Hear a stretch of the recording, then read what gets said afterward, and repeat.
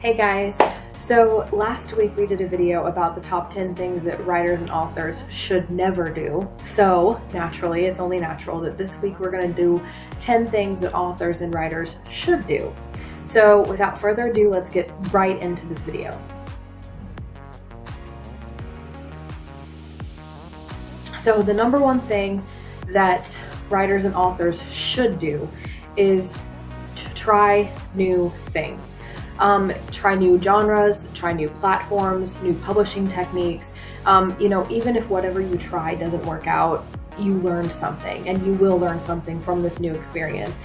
And you never know what you may discover or what could really help you learn how to write a new technique or try something new that'll help you with your publishing. You never know until you actually try to do whatever it is that you're trying. Writing new genres, for instance, you will never know what kind of genres you may be into until you try to write it. New publishing techniques. Publishing for me and my self-publishing experience has been a trial and error. You try things, it doesn't work. That particular sale doesn't, that particular book doesn't get a lot of sales. Try with the next one. You see what works, what doesn't. And then as you trial and error, you kind of figure out the publishing techniques that do work and then the ones that don't. And what I do is I love all of my books, but I do sometimes use books as quote experiments to see, okay, I'm going to test out a bunch of different publishing techniques with this one and see what works for some of my main releases. So it's always a good thing to try new things if you're an author or writer. So the second thing that all authors and writers should be doing is to research your stories. Whether you're writing historical fiction or fantasy and sci-fi, you actually still need to do a little bit of research for whatever genre you're writing in. By researching other cultures, it'll help you like with your race building and your world building, and then the races and worlds that you invent will become more authentic and more realistic. Your historical fiction will be a lot more detailed. Your fantasy or sci-fi races and planets will come alive to your readers. And even if you write like modern day contemporary stories that take place here on Earth, modern day, there's no historical to it, there's no sci-fi, fantasy, anything to it, you can research the places that your characters are going and visiting to. By doing that, it'll make your readers feel as if they're actually there with the characters on location. And that's really, really important, especially like you want your readers to be able to connect with that, place and your story. And that's one way to actually connect them with your story. So the third thing that all authors and writers should be doing is reading. There was a point in my life when I got caught up more with writing than I did with reading, and I didn't read anything else but my own stuff for years, and I'm not kidding, it was years I did this, guys. And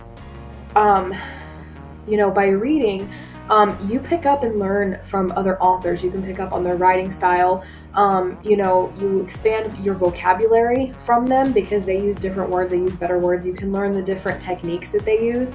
And more importantly, you start getting more ideas, and it'll help you not reuse the same old ideas that you've been using in other books over and over again. It'll keep you from being repetitive. I find that when I read other authors' books, I actually come up with more ideas for new stories. So,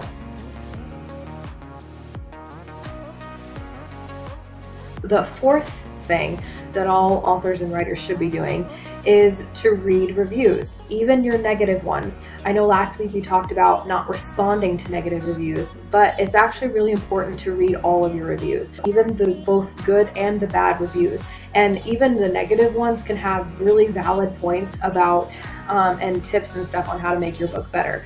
Now, that's not saying that you have to change like your entire book or whatever, but they may have some good points to bring up. And this is also where your editing and your rewriting comes in at, and rewriting and republishing is actually okay too, especially if you're self-published. If you're traditionally published, the rewriting and republishing is going to be a little bit more complicated than that. But if you're self-published especially, you can always take somebody's advice that they give you in a good or a bad review and apply it to, your future stuff that you write. If you're traditionally published, apply it to your future books that you're writing now, and make sure that you don't make those same mistakes. So the fifth thing that all authors and writers should be doing is to experience new things. This is not the same as trying new things. This is to experience new things. So not all writers have money to do a lot of things. Most of us are actually pretty poor. But even simple things like walking in the park or going to swim in a lake instead of a pool can be a new and exciting experience for you. As authors, we need to experience things in this world, so long as these experiences are clean and, good and not bad or whatever.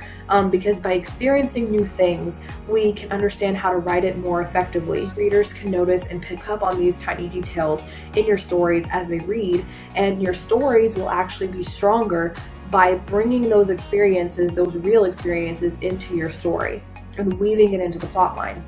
I read one time about this author who actually had enough money where he paid this professional team to kidnap him so that he could have the authentic experience of what being kidnapped was like for the sake of the story. Obviously, we don't have to go that far, but I'm just saying new experiences are going to help you out.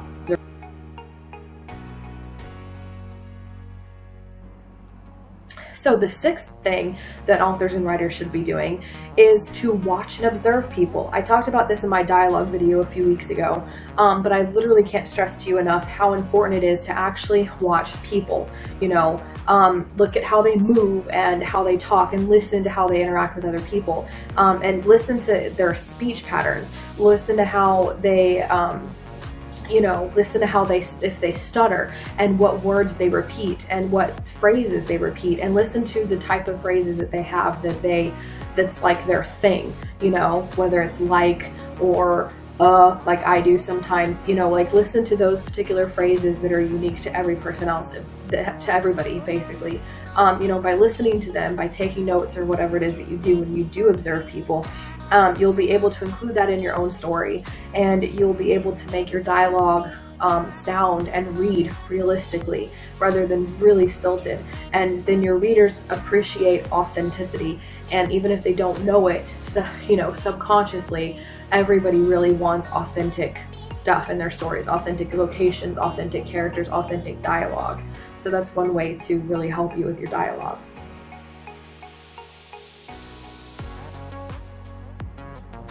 So the seventh thing that all writers should be doing, we all know that readers love authenticity, if you're authentic. I've said that before, just got through saying it again. But always add a part of yourself to every character. It'll make your characters come alive. It'll make your characters feel like they're actually real. And, your readers will know that. Like the readers, to the readers, the characters will feel very real to them. Your readers will be able to relate to your characters more. They'll fall deeper in love with your characters, and can connect better because of doing this, and that will automatically help you write your characters. It'll help you get more into your characters when you write them, and it'll naturally make your writing better by adding a small piece of yourself into that writer. Even if it's as simple as your character having a little bit of stubbornness because you're a little bit of a stubborn person, for example. I've done that before. So add a little bit of yourself to every character.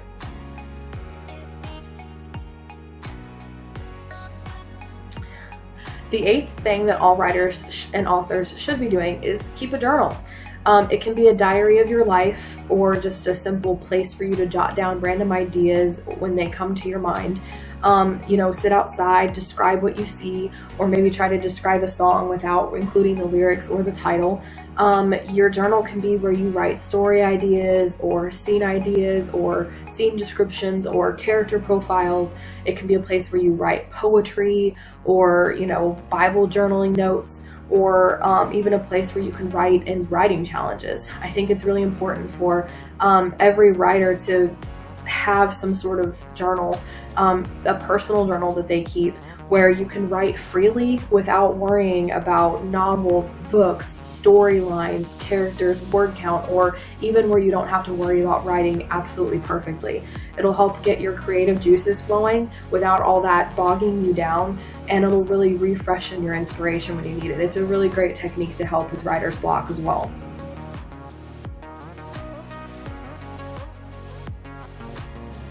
So the ninth thing that writers and authors should be doing is try different writing challenges. You may think that you have no time for writing, and you know, even less time than that for these challenges. You may not be interested in any challenges. You may not think that you have what it takes to do these, but I actually really encourage you to find challenges and participate in any that you can find that's realistic for you to do. It'll help hone your skills as a writer. Who I used to be as a writer and who I've become now, and the journey that I've taken along the way has always been because of the writing challenges that I've participated in over this time. I've always done writing challenges my whole writing career, if you want to call it that. Doing a challenge, no matter how simple or how hard and complex the challenge is, will help you develop skills that will make you a better writer. It will actually give you confidence as well in your abilities as a writer when you complete a challenge, and you'll feel accomplished in everything. And plus, it's, you know, really nice when you completed a challenge, whatever it may be, to say that, hey, I completed this, I did this challenge. If you need a list of challenges to kind of get you guys started, or if you're interested in knowing what kind of challenges there are out there, you can find a list at my website at the link on the bottom of the screen. I'm also going to put that in the description below, and so you can find it at authorjoannawhite.com/writing challenges. So you'll be able to find that in the, like I said, the link at the bottom of the video and in the comments below. The 10th thing that all writers and authors should be doing is write for yourself. And this is the most important one out of this whole list, I think. You know, it's okay to write for readers, and it's okay to maybe write a story or two that's just for trending purposes, but ultimately writing is your passion. If you are an author, if you are a writer, then that means that writing is your passion. So write for you, and do it because you love writing, not to please other people, including your readers. It's important to write for your readers and to cater to them a little bit, but not to the point where you're completely changing the entire story or the storyline because of your readers and stuff like that. When you write for trends, or you write too much for your readers and not for yourself, then you lose that part of the story that is a part of you, and that makes the story unique because it has you have that passion behind it and that fire behind it. You know, if writing truly is what you're passionate about, then do it for you. And then by writing, you'll feel more accomplished. You'll feel more satisfied with that story, simply because the writing in that story was something that you're very passionate about, and you did it for yourself. And you're able to be satisfied and accomplished simply by the act of writing a story. And in the process of creating these stories. So thank you guys for watching this video, and I really hope that you've enjoyed, and that these 10 tips of things that authors and writers should be doing has really helped you. Which of these things have you done, and which did you find more useful? And what other things do you think writers and authors should be doing? Put them in the comments below and let's hear them. Thank you guys for watching. Be sure to like this video and share it with other authors and writers who you think may want to hear this. And be sure to subscribe for more reading and writing videos on Mondays, and reviews and readings on Fridays. So thanks for watching, and I hope that you enjoyed this.